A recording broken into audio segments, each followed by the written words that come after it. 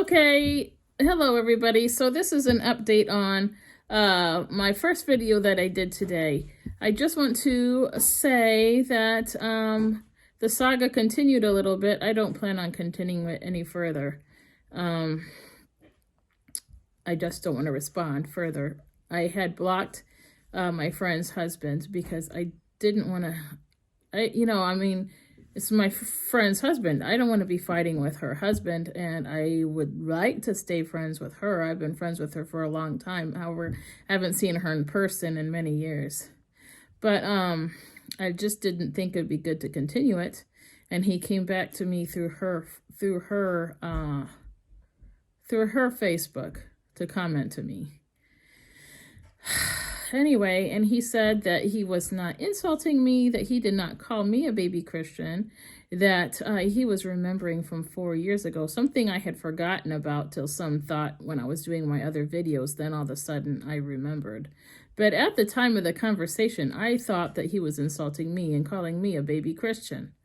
Until sometime after my first video today. Sometime later on today, all of a sudden I remembered 4 years ago, I had told him, because he and his my friend, they're girlfriend boyfriend technically, but they're adults. They're in a relationship.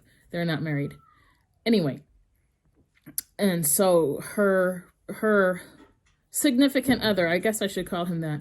Her significant other came back on through her Facebook account to me this evening and told me he was not insulting me and calling me a baby Christian. He was signing off with the name I gave him. That's what he said. I was signing off with the name I was signing off with the name you gave me, he said. I didn't give him a name. Some years ago, he was trying to preach about God and said something that it just wasn't so.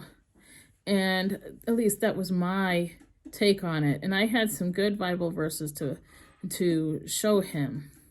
And so I decided I wasn't gonna give a retort. I wasn't gonna give my beliefs. I was just gonna use the Bible verses. So I did.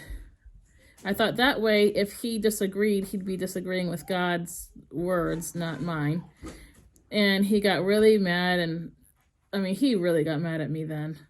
And I told him that he was a new believer, a baby Christian. And so he really wasn't in the position to be preaching then.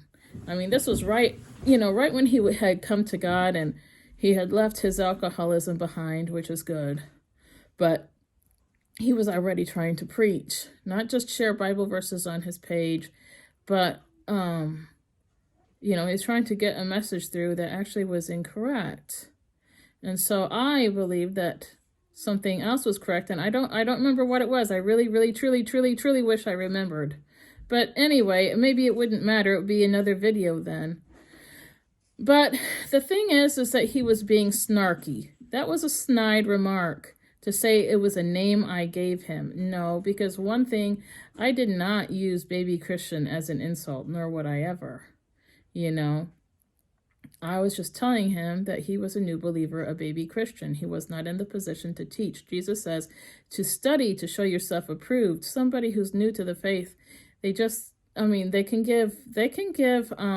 share Bible verses as long as they're not cherry picking. Some Bible verses you need to show context, the verses before and the verses after, or even talk about the whole chapter. Other Bible verses, they can easily be shared, like God is love, and for God so loved the world that he sent his only begotten Son, that whosoever shall believe in him should not perish but have everlasting life. That can be shared. That doesn't need context. Now, we could talk about Jesus being the Son of God and use that as a verse. Then you would need context or other verses. But that alone can be shared. A verse can be shared. The 10 Commandments, they can just be shared. There are verses that can just be shared that don't need context, but some do. And what he was doing, it definitely needed context. And he wasn't just sharing Bible verses. You know how some people, they just share a verse. My friend, lots of times she'll share a verse. But he was trying to preach already. And so he didn't like that, and he got mad at me back then. Well, now today, he didn't like what I had to say. And He said he was signing off with a name I gave him, Baby Christian. Wow. And for him to hang on to that for so long. And, if you're going to be a pastor, you really shouldn't be, making jabs at people. That's what pushes people out of churches. It can push people away from God, and it causes angst within the church because we are at least within the church, believers, and now I may not be able to continue my friendship with my friend. I mean, that's why she barely talks to me as it is, I believe, possibly. Well, I don't think that's the only thing. Obviously, she has things going on in her life and stuff, but I noticed a difference, especially after that argument that he had with me many years ago. But I had forgotten about that, and he brought it up, and he said he was signing off with the name I gave him. I think that's snide and snarky. And she said that there was nothing rude or mean or nasty about that. And I don't want her arguing with her husband, but at the same time, I mean, that's pretty obvious. That's a snide thing to do. So I want to say, you put yourself in the limelight like that. One, if you share God's word, or if you're into politics, or if you're with anything controversial, you're going to have to expect controversy. You're going to have to expect other people's opinions. And you're going to have to be respectful and, know how to have a different opinion without attacking people in any kind of way, insulting or just a snide, rude comment, Anyway, and some years ago, this couple wanted me to sign off on, or to give a good reference for them because they wanted to be pastors already. And, actually, I didn't think it was a good idea just because they have children with special needs. I couldn't see them having the time for it. But also, knowing how he got mad at me some years ago, I couldn't see him doing it. And now, seeing how snide he was, I still couldn't see him doing it. I don't think pastors or anybody who shares God's word should be snide with other believers, especially if you're supposed to be friends anyway. But, so there's that. I remember growing up, I grew up Baptist and Lutheran. Because my dad was Lutheran, my mom was Baptist. My dad mostly went to Baptist, except for when we visited my grandparents. And anyway, but still, I had enough. I had quite not as much, obviously. I was in Baptist more, or non-denominational. We went to those churches too. And the pastors, they always had time for people's questions after church. And things nowadays have changed a lot, since technology. Now pastors, they don't have time for you after church. Obviously, sometimes a pastor might have something, what he could really have on a Sunday, but they have busy lives. They might have something scheduled where they won't have time, I guess, and they have to run off. But I think pastors should work around Sundays because they should be there for their parishioners until the parishioners all leave the building, It used to be where the churches that I went to growing up with my mom, the pastors had time for people. And they'd stand around and talk to everybody. The Lutheran pastors did, the Baptist pastors did, the non-denominational pastors, they all had time for people. If it was just shaking your hand, if you wanted to stop and talk to him, he'd stop and talk to you, or he could say, after I shake everyone's hands, I'll talk to you. And he tried to make time for you that day, and like in one of my other videos, I mentioned to you guys that I asked a pastor or something. I waited till everybody had gone pretty much, and then I went and asked him. And he got really mad and said Sundays was not the day for having questions, and he did not take any questions ever after church. And all questions had to be emailed, and he would either do an email or you could make a separate appointment. And I told you guys how upset he got at me for my question. Actually, he assumed that I was a Democrat. It's very interesting. And he was assuming my beliefs and all this stuff, things that I never even mentioned. And he just really went off the rails. It was just really uncalled for. And so today, my little fiasco with my friend's husband reminded me of that. Pastors should have patience. And in my other Bible video, my second Bible video today, I mentioned having patience. It was in the verse that I read. It's at the very end of my video. It was in Luke chapter 8, verses 4 to, I think, 18 or something. It's in the parable of the seeds. It's the very last, I think it's the very last verse of that. Anyway, and if you want to hear it, then it's at the very last couple minutes of my second video I did today, which will be my third down now. The first one I did today. Anyway, it just reminded me of that. And, you know, if you're going to put yourself in a position where you're trying to teach people about God, you do need to have patience. And that reminded me of that. And then it's just unfortunate that some people will get so mad, you know, when obviously people are going to get mad. But it's just unfortunate, you know, because you want to point something out. It's just especially because we should be willing to speak out about our beliefs, especially now, and especially to other believers. We should be able to discuss with other believers things going on in the church.